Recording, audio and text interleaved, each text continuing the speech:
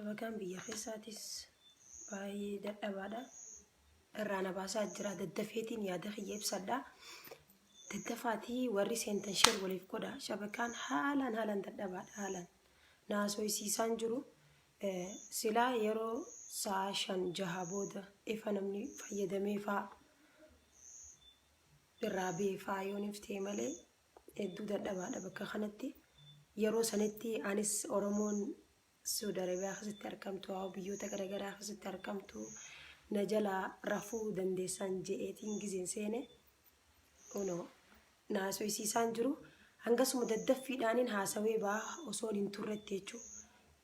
Dhiifama akkuma reefuun tanaatitti irra deebiitii sheer godhiinsiin jaa obboleessa kiyya obboleettiitii yaa ilmaan Oromoo yaa ilmaan ayyaa. Hunda keessanuu asumaanuu isin galatoonfadhaa. Dhimmaan seeneef hanga san daddaffitti ni madhee baasoo shabakaan irratti hin dhaabbanne dadhabaadha haalaan dadhabaadha bakka kanatti. Waalaikum salaam warahmatullaahi wabarakaatu. Sagaleen xiyyaanii dhagaamti jeetii yaada sheer waliif godha.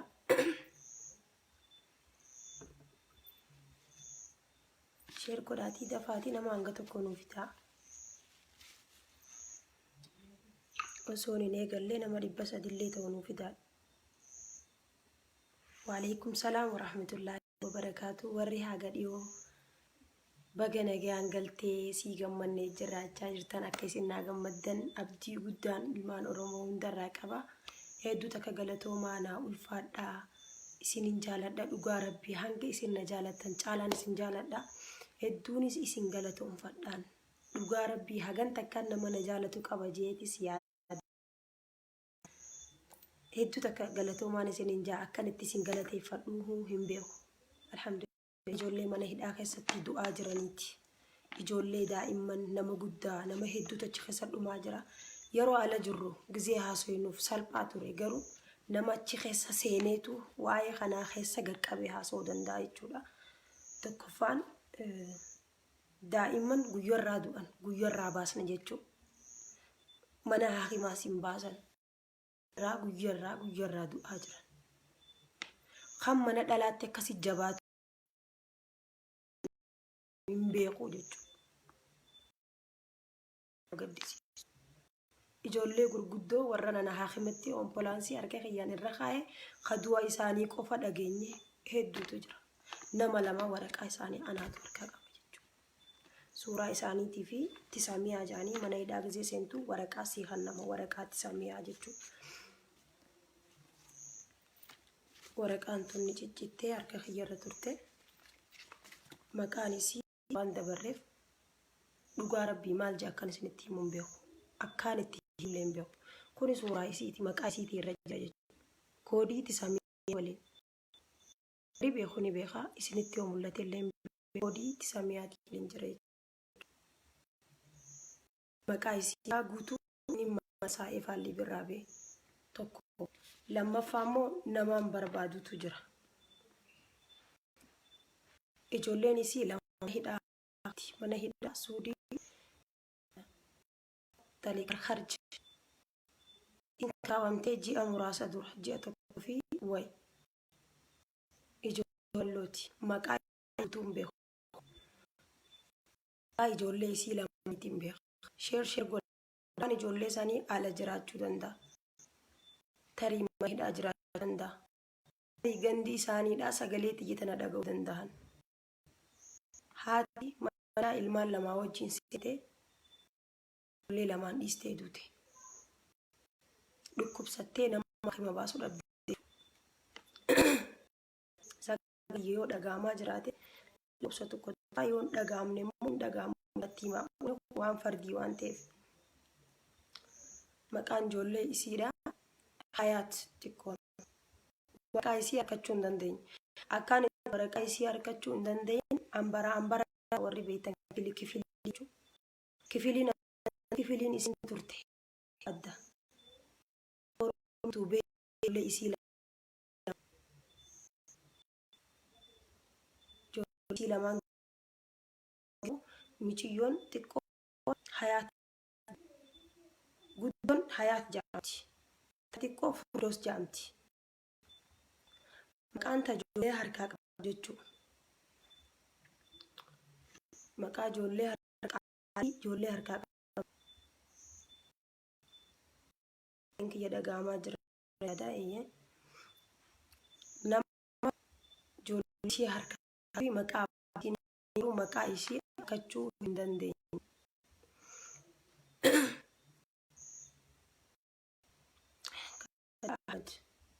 Ijoollee walloo ishee cirratti jechuudha. Sagaleen kiyya okay. Isiidhaa yoon dhageenye maqaa aadaa ijoollee lamaan harkaa qabdu. Duutee osoo hin ta'in ijoollee lamaan mana hidhaa keessatti qabdu.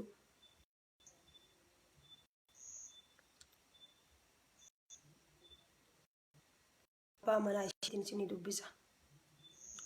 Gandi miiciyyoo duuteetiin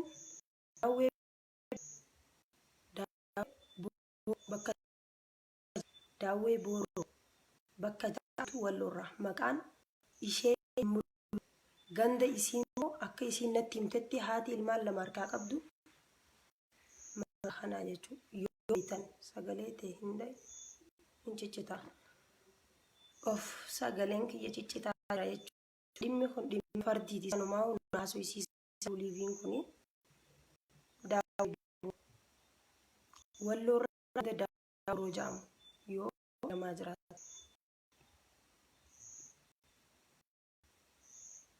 Okay.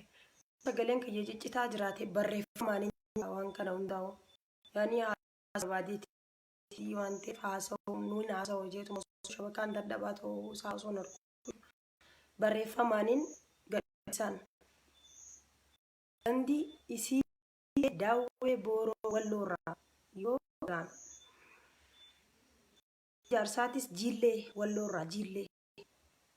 Abbaan ijoollee lama maatii irraa mana hidhaa keessatti wareegamte jiillee walloorraa jiillee warri beektan ijoollee walloo jechuudha.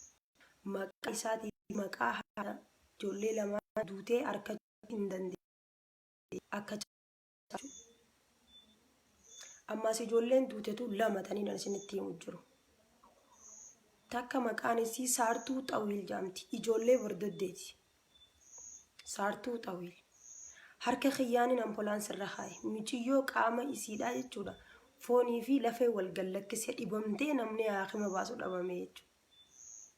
Guyyaa baatii lama eessa turte. Safaaraan dhufee embaasiin dhufee nu guchisiisuu deemu dhufee mana haakimaa baasan isii. Haakimaa gizee baasan anis ilmoota harkaa qabu.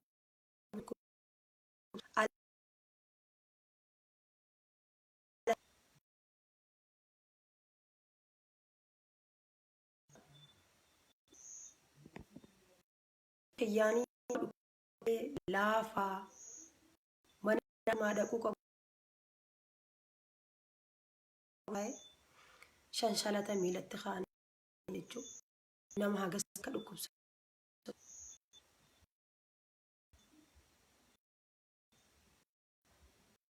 Kana gadda. Micooma deetee guyyaa lama gizee bultuu namticha haakima kuchisiisan akka carraa harkadhee gizeen gaafa maqaan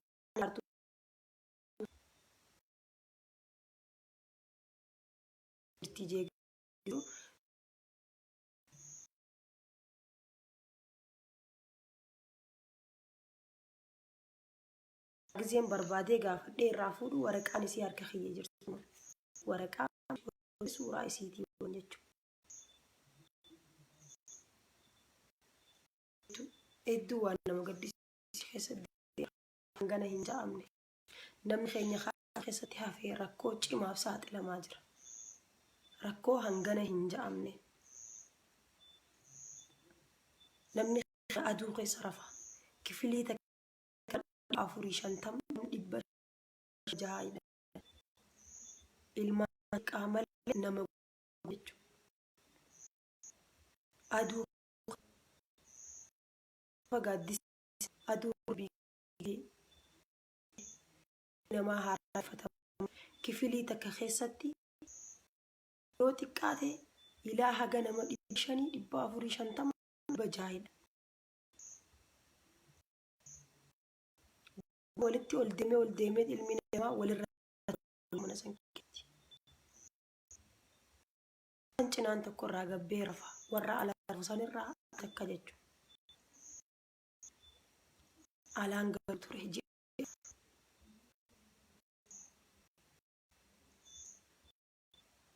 waantu nama gaddisiisu jechuudha. Nuti achi keessatti boonyee fixaan imimmaan goyne. Har'a gizee waan kana immoo jechuudha. Imman keenyaan gabbaa miikaa zubaa hayaa miikaa kushaashaa. Namni guddaan nu harka laaffatee miikaa zubaalaa ittiin ol kaasa hayaa miikaa kushaashaa. Yaa qabdu dubartii garaa geesse gizeen itti hulaa dhodhoynee hunda manurraa baasnu ilmoo mataa heetii ilmoo isaan hulaa sirraan bannu dubartiin garaa qabdu rakkina hangana hin amne obboleeyyan gizeen kana jiru tuttuqu jira malee waanin achi keessatti ija tiyyaan irraa dhaabbadhee harkinan ifii tiyyaa arke guutuun yeroo na jalaa fudhate jechuudha.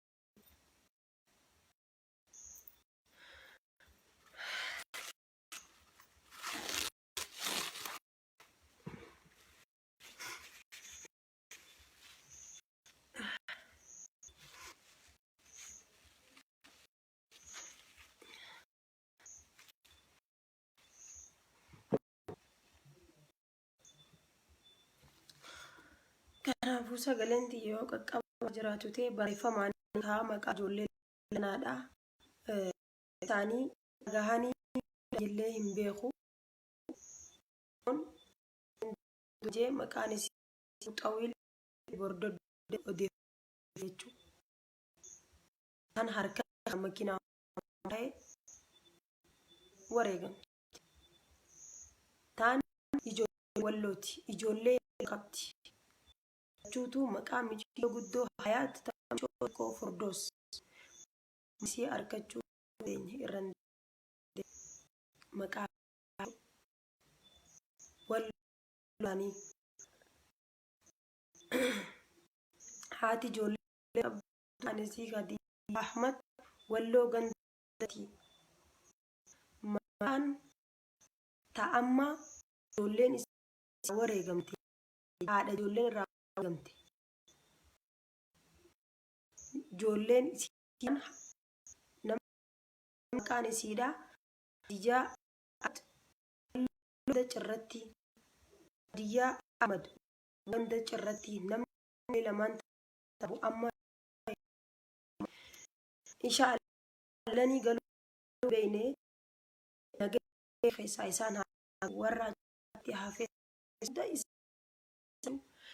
galees du'aa fi wal bira hannu yaamiti meessanu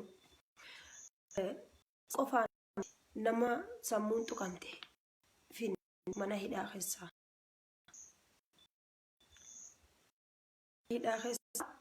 Famaa Hasan tajaajila ijoollee wallooti maqaan isii Fatima Hasan warra wallooti dhukkubsattuudha